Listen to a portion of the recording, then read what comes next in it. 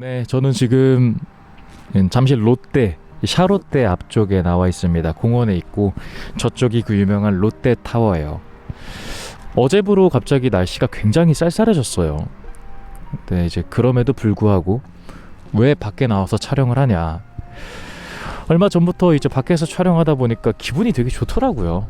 가만히 방에서 하는 것보다 뭔가 더 자유로운 것 같고 나의 말을 또 낭만적이게 쏟아낼 수 있는 것 같다, 생각이 좀 더 자유롭다라는 느낌이 들어서 이렇게 밖에서 좀 찍고 싶어서 나왔습니다.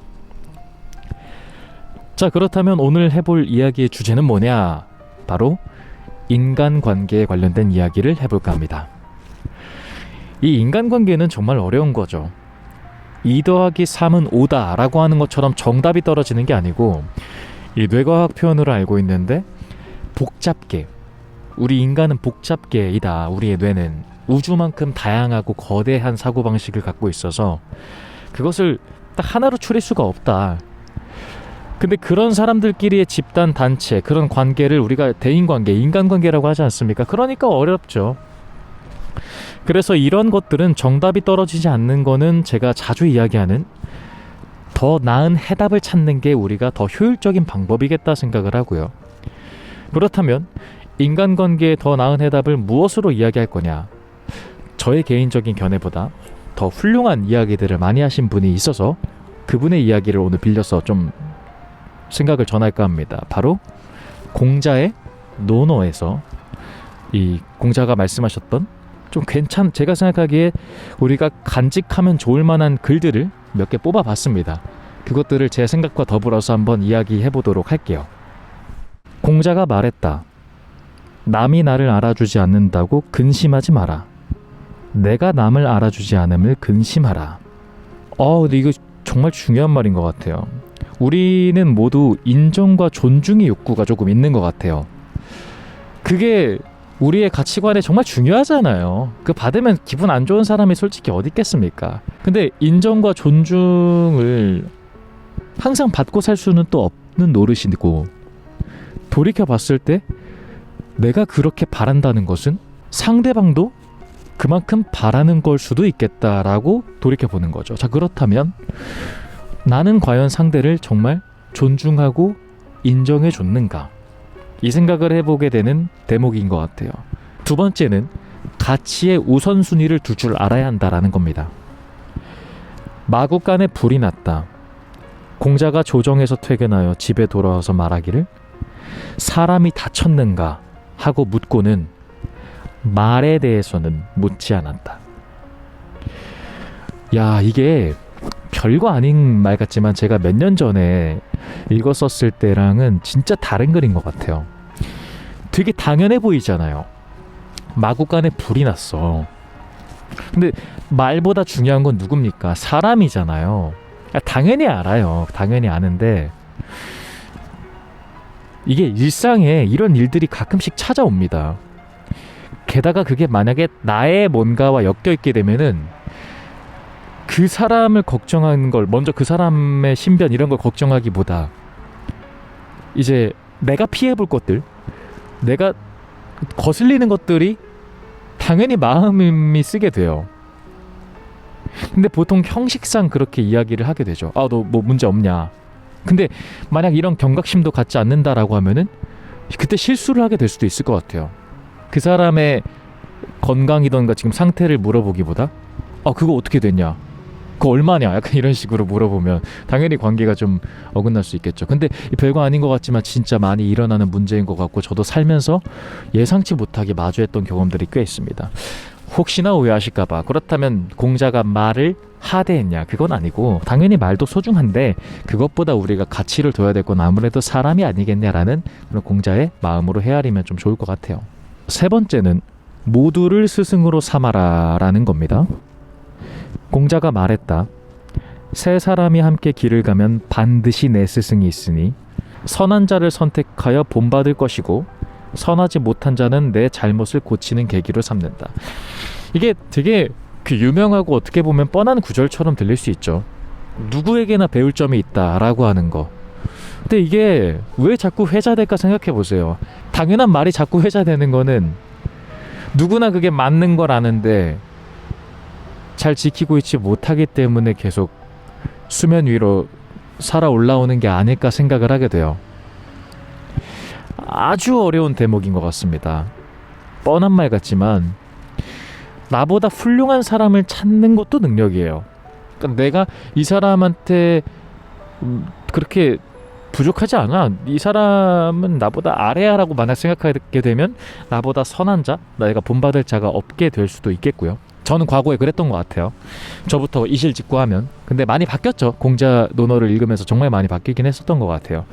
그리고 나보다 못난, 이게 사실 더 어려워요. 나보다 못난 사람한테 본받을 것, 그걸 또 실패를 계기로 삼을 것, 이게 진짜 어려운데, 이 대목은 아니지만 또 그 논어에서 또 그런 말이 아마 있습니다. 그러면 나보다 부족한 사람한테 어떻게 좀 더 이 사람을 존중하고 인정해 줄 수 있는 방법이 무엇일까?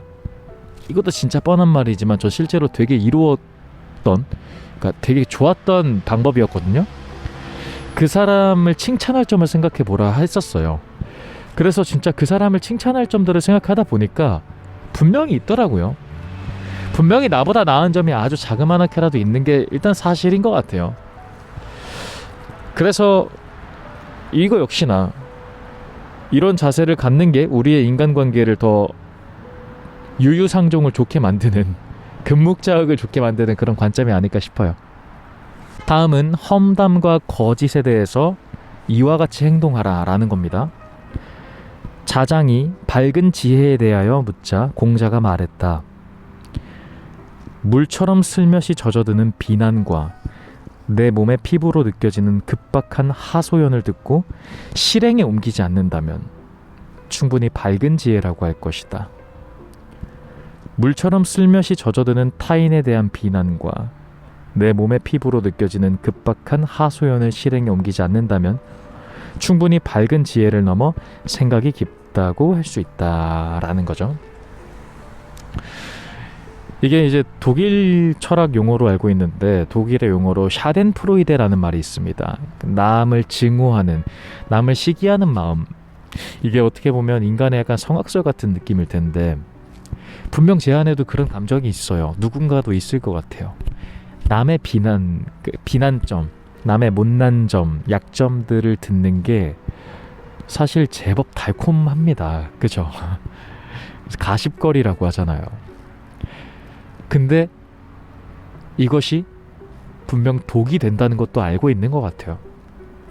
그러니까 그 대상이 분명히 언젠간 나한테 돌아올 수도 있고, 그리고 내가 그러한 것들을 주도함으로써 몰락을 자행할 수도 있고 몰락을 자초할 수도 있고, 우리 다 알잖아요, 이런 것들.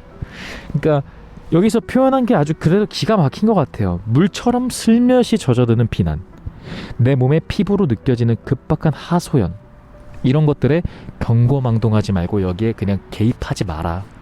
그냥 사실 이럴 때가 좀 있죠. 저도 근데 이건 진짜 많이 제 의지로 고쳤는데, 저도 누군가의 이런 약간의 일종의 뒷담화 아니면 타인에 대한 평가, 저도 누군가 타인에 대한 평가를 할 수밖에 없지만요. 그러니까 아무튼 그게 좀 더 비난적인 부정적인 게 있으면 이런 말을 좀 하면서 넘기려고 하는 편인 것 같아요. 또 사람 간의 관계니까 야 너 그거 잘못된 거야 라고 하면은 또 그것도 또 불편하니까 그렇게 생각할 수도 있겠다. 그러니까 맞아 이런 거보단 저는 나은 것 같아요. 맞아, 그러네, 이런 것보다 그렇게 생각할 수도 있겠다.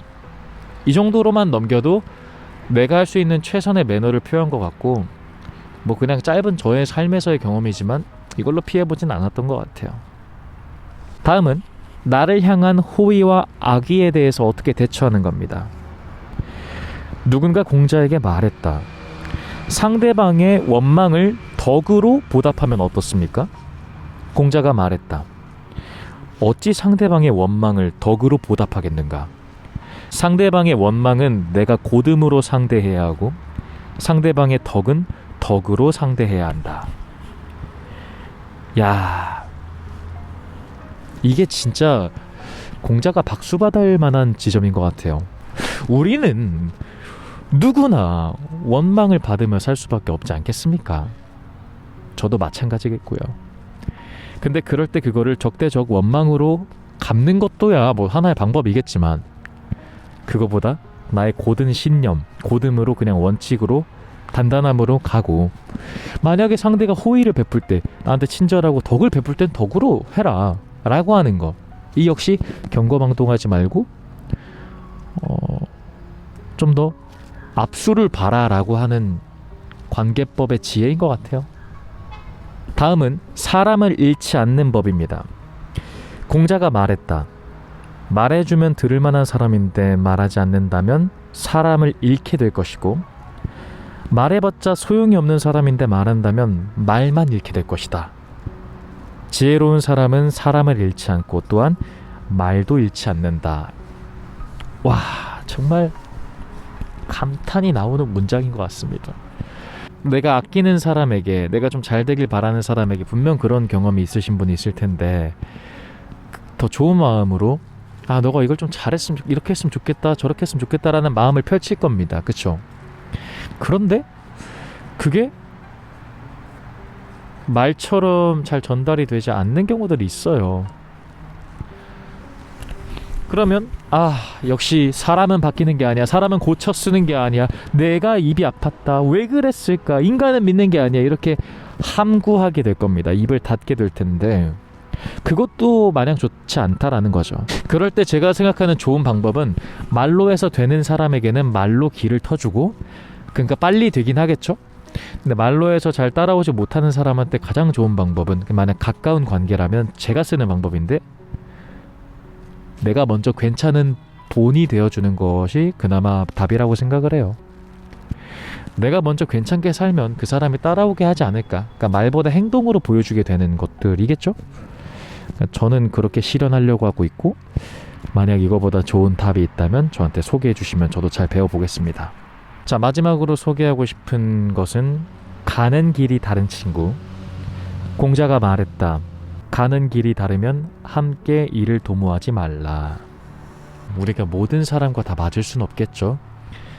나한테 함께 길을 걸어갈 수 있는 사람과 우리가 나아갈 수밖에 없는 게 현실이겠죠. 불교 용어로 알고 있는데, 제가 그 시절 인연이라는 말을 굉장히 좋아합니다. 우리는 우리의 인연법이라고 표현을 하는데, 서로의 관계는 한 시절이 있는 것이다. 언제나 영원히 가는 것이 아니라, 뭐 예를 들어서 그 시절에 우리가 맞았기 때문에 가는 것이고, 이 시절에 우리가 맞았기 때문에 가는 것이다 라는 거예요. 아마 각자 많은 친구들과, 그리고 지나쳤었던 수많은 연인들과의 사이, 이런 것들을 돌이켜 봤을 때 충분히 이해하실 것 같습니다. 그런 것처럼 더 노력을 하면 당신과 나의 시절의 인연이 더 길어지겠죠. 우리의 시절이. 그러니까 그게 노력이 필요하다라는 거겠죠. 노력이 필요하지 않은 관계란 존재할 수 없을 것 같습니다. 그게 제가 재밌게 봤었던, 인상 깊게 봤었던 에리 프롬의 사랑의 기술이란 책에서도 똑같은 표현을 쓰는 것 같아요. 사랑은 운이 아니다.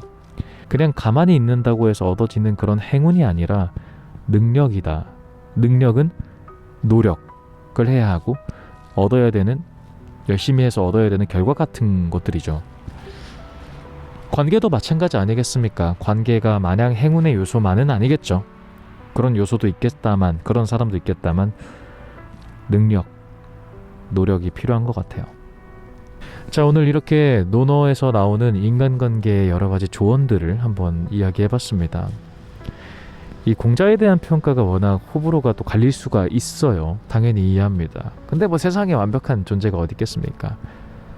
그래서 더 나은 해답을 찾는 존재들이라면 그 사람에 대해서 배울 게 있다면 좀 잘 배워보고, 걸러야 될 거는 자신이 알아서 거르는 게 적어도 좀 더 넓은 세상을 만드는 게 아닐까 생각이 듭니다. 공자에 대한 인간관계에 대한 이야기는 여기까지 하도록 하고, 다음 주제는 공자와 약간 정반대처럼 보이는 마키아벨리의 인간관계에 대해서 이야기해 보도록 하겠습니다. 재밌을 거예요.